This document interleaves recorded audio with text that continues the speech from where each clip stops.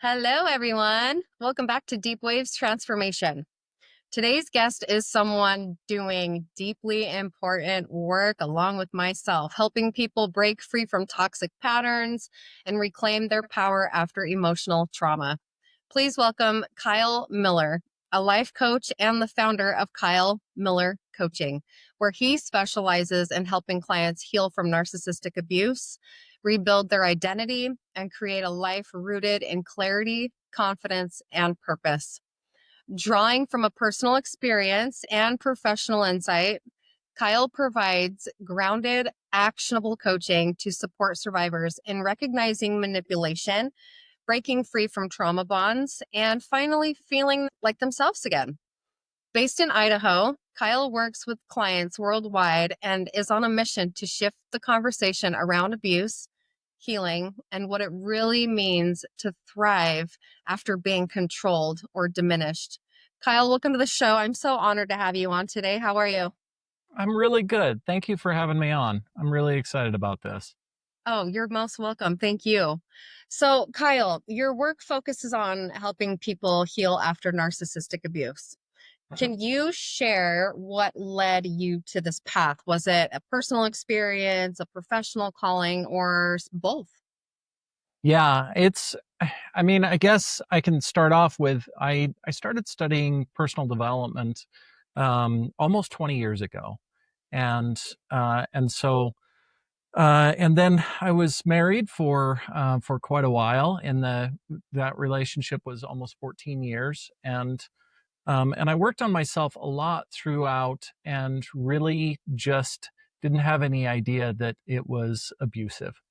And and it was only in probably the last 6 or 8 months of that relationship that I realized that maybe I was not the entire problem in the relationship. So there was literally years of my life that I believed that I didn't have any empathy or compassion. And it was one of my best friends who said, I call BS on that. And so that really hit me like a ton of bricks and caused me to really start questioning um, many things in my life. Right. But that was kind of the path. And then trying to get help from getting counselors and coaches, and I mean, I'd already done a lot of work on myself, and so I went back into the research to figure out what was actually happening, and then reached out to counselors and coaches. And what I found was that with most of them, I mean, first of all, they said, I'm sure this is just a misunderstanding. That was a regular thing that I heard. And so I just needed to go have a conversation with my wife and figure out whatever the issue was. And and what I've found out since then is that happens to, it wasn't just because I was a man, which is one of the things that I first speculated. I was like, okay, so if a woman came in and told you this same thing, would you tell her the same thing? And it turns out, unfortunately, that is actually what they do tell them. And so, but the hardest part was when I started getting help, it was really it was just really difficult to actually get them to help me work through the things that I was going through. And so I did a lot of, I guess, pre-coaching myself in order to figure out how to put everything together and present it to the coaches or the counselors or whoever it was that I was talking to, so that they could actually help me work through whatever I was struggling with. And and I'm grateful for a lot of that struggle and experience, because now that is not something that my clients need to do. They just get to show up and just as you would say, just spew everything out and lay it all out on the table, and I sort through it. And and that's, I think it's a gift that I wouldn't have gotten without going through what I went through. Can you share a little bit more about what you went through? Yeah.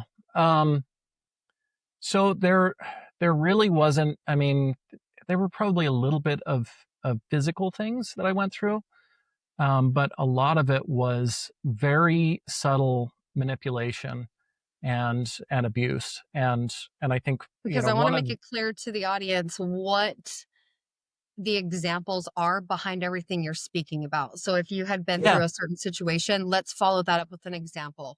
I would yeah, love that. absolutely.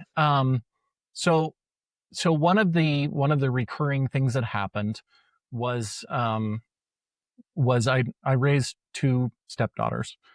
And so, okay, they're going to, we decide they're going to help out with cleaning the kitchen, doing dishes, things like that. And they're teenagers, so Sure. this is not little kids. And so they, the deal is do the dishes, wipe down the counters, sweep and mop and take out the garbage, the recycling. And so I come in there after they're done, and half of the dishes are not actually cleaned. They all are in the drainer, and but they're half of them are actually cleaned. Nothing is wiped down, nothing is swept, no garbage or recycling taken out. And so I go and talk to my wife and say, okay, so what is the expectation here? And well, of course, they have to do, they have to do all of these things. And so I'm like, okay, well, they didn't do that. And so I asked them to finish. And then she says, well, why do you have to be so unreasonable about this? Mm, They had a rough day. And so this continues, and it's like, well, okay, they have a rough day. Both of them have a rough day, apparently, every single time it is that they are supposed to clean the kitchen. yeah. So And she's making excuses. yeah, and I'm like, I don't care what the expectation is, but I want to know what the expectation is. Oh, well, the expectation is they have to clean all of this up and take out the garbage and all of that. Okay. So we continue with this, me saying, okay, will you go finish this? Oh my gosh, why do you have to be so unreasonable? And Yeah. then every once in a while, she would come in and she would just lay down the law to whoever it was and make them do everything and scream and yell and I mean just really force them to get it all done. So then the next time they go in to do it and they only do it halfway, then I come in and say, "Okay, could you finish all of the rest of the things?" And then she would come back, they would go to her and say, "He's being unreasonable," and oh my gosh. Yeah. Yeah. And Yeah. and then she would come back to me and say, "Why is nothing ever good enough for you?" Okay. And and so it was always this continuous, because I'm going, wait a minute. So you just laid down the law the last time that they didn't finish it. So I Right. thought we were on the same page here. And I've asked for clarification many times, and I don't care what the expectation is. I want to know what the expectation is so that I can say, okay, this is what the expectation is. Will you finish, please? Right. And I didn't do any of the, I'm sure that I was angry at some point, but at Yeah. some of those points, but I didn't go in there and go, go get it done and Right. yell at them. And Yeah. yeah, yeah. um so now I raged about plenty of other things. Plenty of Sure. anger there. Yeah. I'm not innocent. I'm Okay. not playing No, of innocent. course not. Yeah. But those were the type of situations that happened. And it was all very subtle, and it was played out over time, so you couldn't ever really look at one specific thing, which was one of the problems with the counselors, with the coaches. And I was, this happened, this is what went on. Okay, well, what's your part in this? How could you, were you being unreasonable? All of Exactly. those things, where if you don't put the whole picture together, then you don't see what's actually happening. All And of the patterns, right? yeah, yeah. And that was what made it so difficult for me, especially being, just being overwhelmed and stressed all the time. And of course, with her throwing whatever other disruption, chaos, drama in there as well. Sure. Um, So what other signs was she showing you? What other flags? I think one of the biggest things at the end was was our daughters were they were starting to treat me the same way or worse than what she was. And and so so I remember one day going to get the mail, and um I went to go out the door. Daughter stepped in front of me, and went to go grab the mail. And so I stood and waited, and she casually waited and sifted through the mail, and I'm standing shoulder to shoulder with her while she's doing this. And then she reached over a few feet away and put the rest of the mail on the table, and then turned around and walked away. And it was little things like that, and I couldn't say anything about it. Right. And so one of the final straws was I came home, and the one daughter needed help with her car, and I said, we can talk about it. And so I got home, and I said, I will talk with you about this, but I really want to know why it is that it's okay for you to treat me like crap all the time, and then I'm supposed to drop everything and help you out. And my wife said, this is unreasonable, and why do you have to be this way, and why can't you just help her out? And I said, whoa, I didn't say I wouldn't help her. I asked the question as to why she gets to treat me like crap, and all of you do, and then all of a sudden when you need help, I'm supposed to drop everything and go help you. Hmm. And there were 3 rounds of this where I asked the question again, and I said, well, I'm sorry that I'm so sensitive and that I get my feelings hurt. And she said, well, boo-hoo, fucking bullshit. Wow. And I just walked out and left. And there were a few other situations, and this was at the very end. And one of the situations is when we were trying to make things work, and what I realized was that she didn't want to make things to work. She wanted me to be a good little husband and shut up and go make the money, and stay away from them and let them do whatever they want, and had no intention of changing anything. Yeah. And that was really when I went, okay, I guess. I pulled her aside, one day after that, and I said, we need to talk. And I said, I think maybe we need to get a divorce. And she said, I think we should. I'll type up the paperwork tomorrow. Oh my gosh. And I was in shock. Right? And yeah. And so the next day I came home, and she had all the paperwork typed up that I was divorcing her, and she wasn't wearing her ring. And I hadn't even thought about it. I'm like, oh, I still have my ring on, I guess. Wow, I don't even know what to say How here. quick they are to snatch those rings, huh? Yeah. Mhm. So anyway, that was yeah. There's some of the background of, and so many other things, and things that I still at this point, and it's been 4 years, and I still realize other things. I have other things come up, and I go, oh my gosh, that was another, that was another manipulation, that was other abuse that I just hadn't picked up on. And everything was so subtle that I didn't ever have, I see people saying, make sure that you document all the different things that they do and they say and whatever. I don't know if I could have really pointed to specific things or screenshotted text messages or anything like that, because everything was so under the radar, so subtle all the time. Yeah, of course it is. That's how they move. Yeah. Behind closed doors. So why do you think it is so difficult for survivors to break away from narcissistic abusive partners? Can you explain the concept of a trauma bond? Yeah. Yeah. It's so when someone continues to get little glimmers of light, little glimmers of hope, and then it's sprinkled in with all of the abuse. And so we're, it's like gambling, really.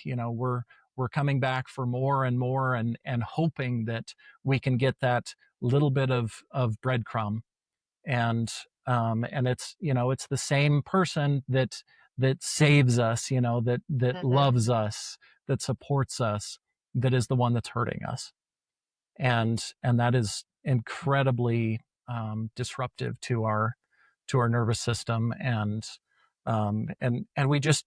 we have trouble thinking clearly, which I think is probably the biggest thing in all of that. And until we see the whole picture of everything that's going on, we don't understand what's going on. It doesn't feel right. It doesn't feel okay. We know But that we know we're not something's the wrong. problem though, right? Yet, let's say that again. Like there's something inside of us that is like we know we're not the problem. So we're searching for like why is there so much conflict in this relationship, right? Yeah, yeah. And for a long time, I thought I was the problem. Of course. Me And too. yeah, and I think that it's just another layer in all of this. And I think that the one of the hardest parts is until we can really understand what's going on, it's very hard for us to actually articulate that to anyone else. And the only one, especially because of the isolation, which usually happens, um, because of all of that, we even when we try to talk to someone else about it, whether or not it's a therapist or a friend or anyone, they we don't really know what's going on, so it's very hard for us to talk to them about what's going on.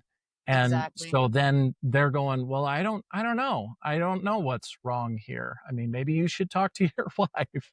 Yeah, and and it would be good advice if you had a base of a healthy relationship, but it only makes everything worse. If every conversation we walk away from, we're confused about how everything was our fault, but we're quite certain that it was our fault because they clearly articulated how everything was our fault, then there's probably a problem, and it's not just us. exactly. Exactly. So then once someone leaves a toxic situation, what's the emotional reality that often follows? And why can that phase be so confusing, even painful? I think that when you finally leave, and right towards the end of the relationship, we gain a lot more awareness, which we probably wouldn't leave without the awareness. And so now it seems like everything is much worse than what it actually was. And it doesn't mean that it was good. It just means that we're aware of how bad it was. Yeah. And holy shit, I just put myself through that. Yeah. Yeah. Yeah. And so I think when all of that comes in, it's very hard because it seems like everything is falling apart, and all of it's overwhelming. And it just um yeah, I mean, really, overwhelm is I think the best description of that, because you can't think clearly, you can't see clearly, you're overwhelmed, you're incredibly disrupted in your nervous system, all of your emotions are a mess, and either you're trying to stuff, or you are stuffing however many of your emotions, or you're just a wreck all the time and crying, and you know or anger, which anger is a good thing, I think. But knowing why we're angry, Right. and I think us knowing why it is that we feel what we feel is very hard when we get out of the relationship at first. Yeah. I absolutely agree. So then how does narcissistic abuse impact someone's identity, self-worth, and ability to trust themselves when they leave? I think that for most of us, when we leave, we are a shell of a person. Mm. And I don't think that we have even a clue what identity even means, much less what our identity is. And why do you think that is? Because everything in that whole relationship was based on what they needed and what they expected and what they wanted. And everything that we ever wanted or needed was shamed or dismissed or judged, criticized. I mean, all of those things.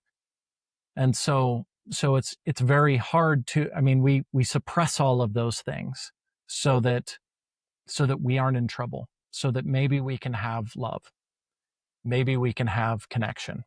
And so we continue to suppress those things over and over and make sure that we take care of them in the best way that we can, because maybe if we do this right, maybe they'll love us. There it And is, right there. so everything is outward faced. So all of our attention, all of our focus is on everything else outside of ourselves. Yeah. And we lose ourselves in that process. So how did you find yourself? A lot of work. Yeah. Where did you start? I started with I mean, well, and like I said, I was blessed. I was lucky because I'd been studying so much personal development for so long.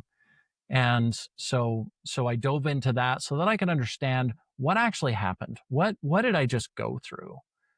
And and then I got multiple counselors. I had multiple coaches. Did you And also subscribe to Dr. Romani? I've followed her for years. Yeah. She I was don't. my person that I first started learning about Mhm. narcissism from was her. In Yeah, my relationship, just like you, in it and yeah, learning about it was from her. So, yeah. yeah, yeah. She was one of the main ones for sure. But so before I became a coach, I was a truck driver for 16 plus years, and so I have probably 30,000 plus hours of audiobooks and podcasts, and I just downloaded everything that I could, Nice. and so I couldn't even tell you of all of the different resources, plus YouTube. And and so that was a lot of what I did. And then getting counseling, and then the coaching was what really moved the needle. Mhm. The counselors were helpful-ish in some ways, but when I started getting coaching, that was what really helped me to change my life. And I think it was a lot of them really paying attention to the language that I was using. And part of it was also that I had to figure out how to present whatever the emotional, struggle, issue, the thoughts that were going on in my head. I had to figure out how to present that to them in a way that they could give me coaching, give me feedback on it. And Exactly. so Exactly. there Where was, you really shouldn't have had to do that, right? If you're seeing yeah, yeah. If you're seeing a yeah, specialist for this, that they should be very knowledgeable in that. yep, Yeah. yeah. Well, So that was, most of our therapists, I think, need a lot more education on psychology and narcissism and personality disorders. That's my belief. So then what tools or techniques do you use in your coaching practice to help people regulate their nervous system and rebuild that emotional safety? a lot of it. Honestly, I have a very intuitive approach. So I don't have a specific, set of tools or a program that I take everyone through. It's all very individual. And I follow I follow the path that I feel in the moment, which is hard to articulate when I'm talking about how I actually coach someone. Not to Um, me. Not to me. Not to me at all. but I think the biggest thing, and this is like with learning about narcissism, we go through and we talk about all of that stuff and we work through that, but that's usually the surface level symptom of everything else from their life and from our lives. And so it's really helpful to learn about narcissism and all the abuse and manipulation until it's no longer helpful. And what we really need to do then is bring them back into themselves and to beware of, how do I feel? What do I like? What do I want in my life? What do I want to do? And so there's a lot of that because we continue to focus on, they did this and this happened and how do I get over this and all of that, which takes us once again outside of ourselves. And so really bringing that focus back into themselves, and I think it's a really tricky thing to, because we want to work through and point out, okay, this right here is you being abusive to yourself. Mhm. And we also have to address that in a way that does not bring shame on them. And that's, it's not always easy to do that. And we already have plenty of shame. So it's, Yeah, that's probably one of the biggest parts of the coaching and the conversations that I have, is making sure that when I say whatever it is I'm going to say, that either I preface it or I say it in a way so that it does not bring extra shame or judgment. 100%. Absolutely. We're trying to shed those off. So yeah, Yeah. absolutely. So then what role does self-compassion play in the journey back to self? It is such a huge part, because every little bit of ourselves that we face, we see all of the ways that we abandon ourselves or were unkind to ourselves. And and so having that compassion for ourselves allows us little by little to face all of those things that we want to heal or change or work through without then bludgeoning ourselves. One of the favorite things is put down the stick. Yeah. The beating stick, huh? Yes. Yes. We do not need to beat ourselves more. No, And we're no. going to inevitably, when we're beating ourselves, then it's time again to bring that self-compassion back. And Did you have to okay, work with a lot of affirmations individually for yourself at first? I didn't do I really didn't do much for affirmations. Um Okay. a lot of it was really, I did a lot of journaling, Okay. a lot of working through just kind of real time, working through my thoughts, and a lot of journaling them out, and then a lot of working with other coaches in what am I missing here? I know I'm missing something here, but but I need to talk all of this out Yeah. so that you can catch whatever it is that I'm missing in this piece here. Yeah. So No, you're yeah. there was So a lot then of that. yeah. Oh yeah, absolutely. So then what does healing look like on the other side? What does it look like for you? I mean, you turned it into a business, right? Yeah. I turned Yeah. my story into a business as well, stemming from the same exact abuse. So I love that we're both in the same healing community doing this based off of our shitty experiences. Yes, but I am wiser now. Yes. And I have the Yeah. tools and wisdom to help and guide others. So, yeah. So I think, and this is, my mission for all of my clients is to get them to the point. I think really being healthy is when you can have everything blow up and go sideways in your life, and it's not a big deal. And it doesn't mean that we're not heartbroken. It doesn't mean we're not sad, but Sure. we're not stuck there. We have the tools. We understand, okay, this happened. Now, what do I do in order to work through this? And this also doesn't mean pushing aside our emotions or, avoiding our emotions.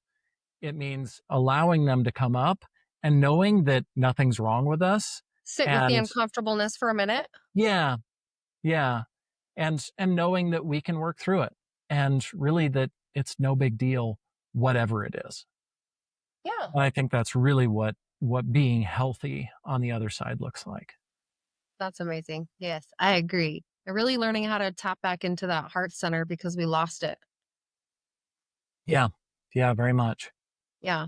Not only that, but we had to learn how to protect it as well, right? Yeah. Yeah, and that's, learning healthy boundaries and how to keep all of the other people and healthy boundaries with ourselves. Yeah, let's You talk know, about boundaries. How important are those? they are, I feel like they're critical after leaving a relationship like this, like critical.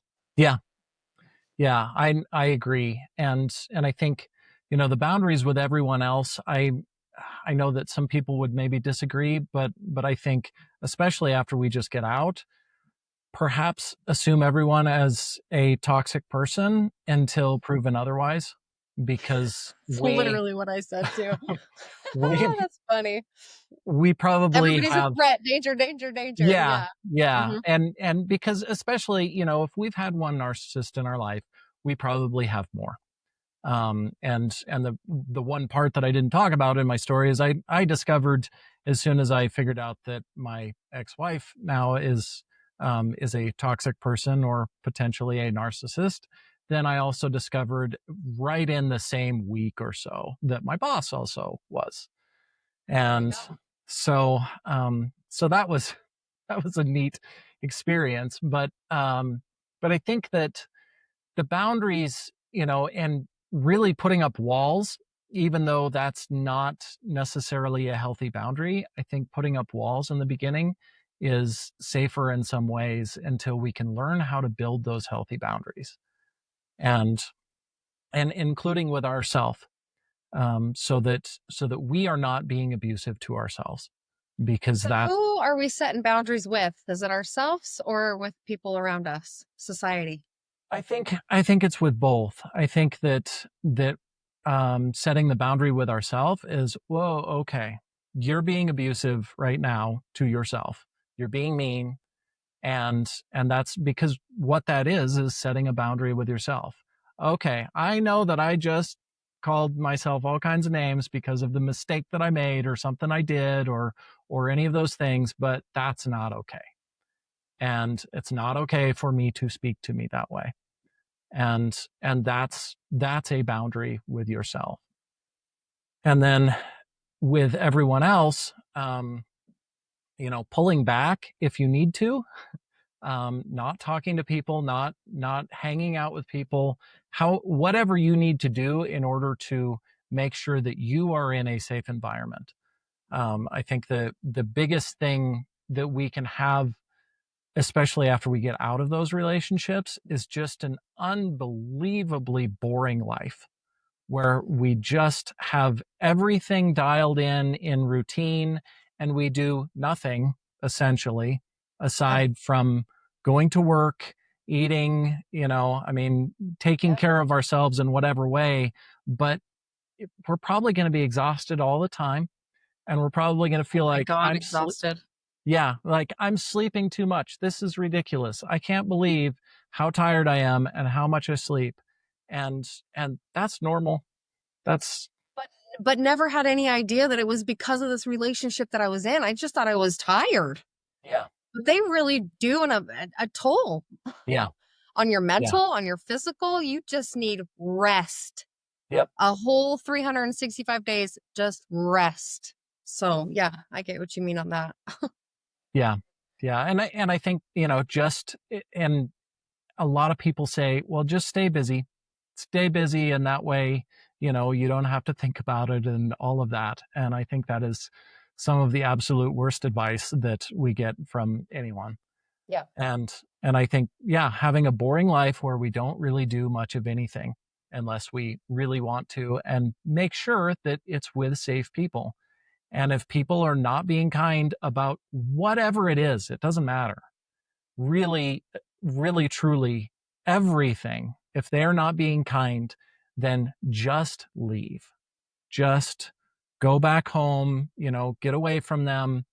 And whether or not it's about your relationship, about your work, about what you should do with your life, if they are not simply just being kind about you and your life, then it's better to not associate with them. I agree so much on that statement. So, what does the future look like for you? Are you dating again? Or because how are you going to take the tools and the wisdom that you learned from that relationship into a next one?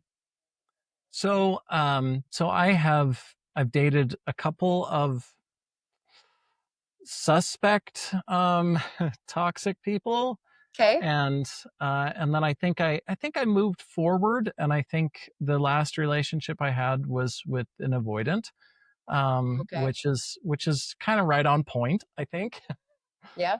And once again now I'm like, nope, okay, I have some other things that I need to work through, and it's much harder for me to work through those things than it is for me to point it out in someone else's life.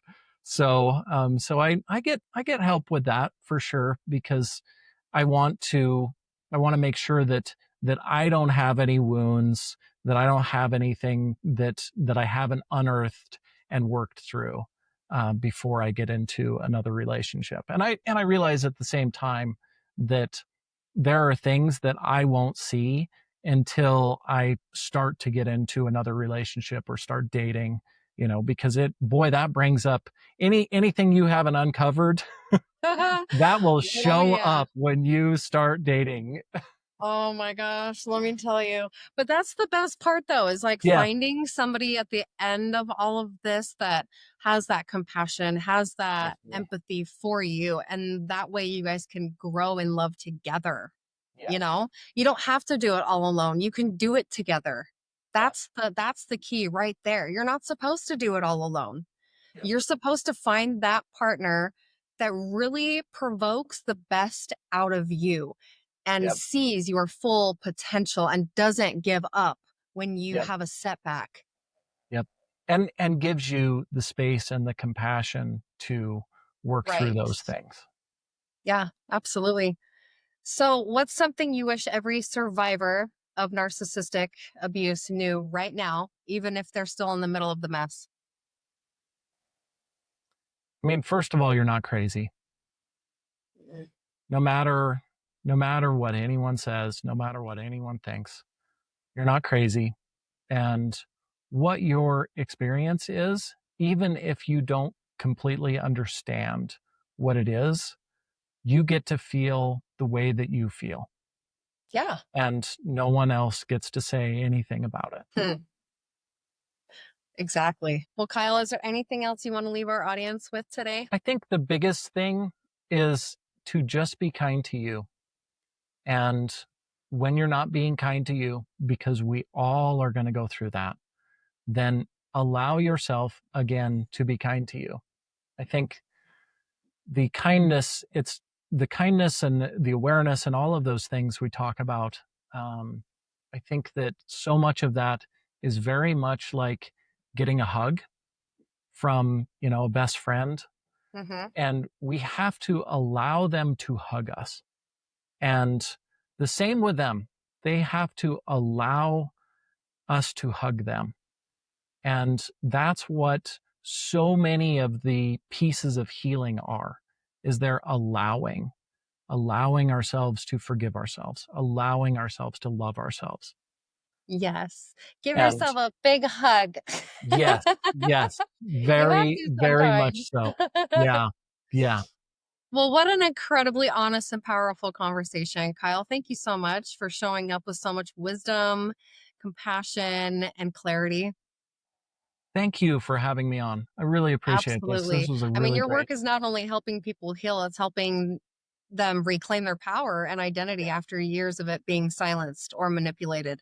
Yeah. So, to every listener out there navigating the aftermath of narcissistic abuse or emotional trauma, please know this: you are not broken, you are not alone, and you are worthy of a life rooted in peace, freedom, and self love. If Kyle's message spoke to you today, I highly encourage you to connect with him at kylemillercoaching.com.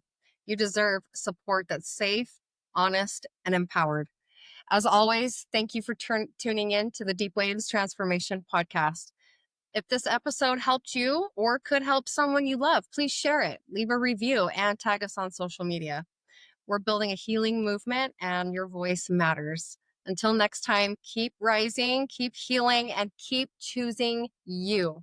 Take care, everybody. Until next time. Bye, Kyle. Thank you so much. Thank you. For more information on where to find me, please visit deepwavescoaching.com. and on my Facebook and Instagram page at Deep Waves Life Coaching. You can learn more or even book a free consultation with Kyle at kylemillercoaching.com. Thank you so much for watching.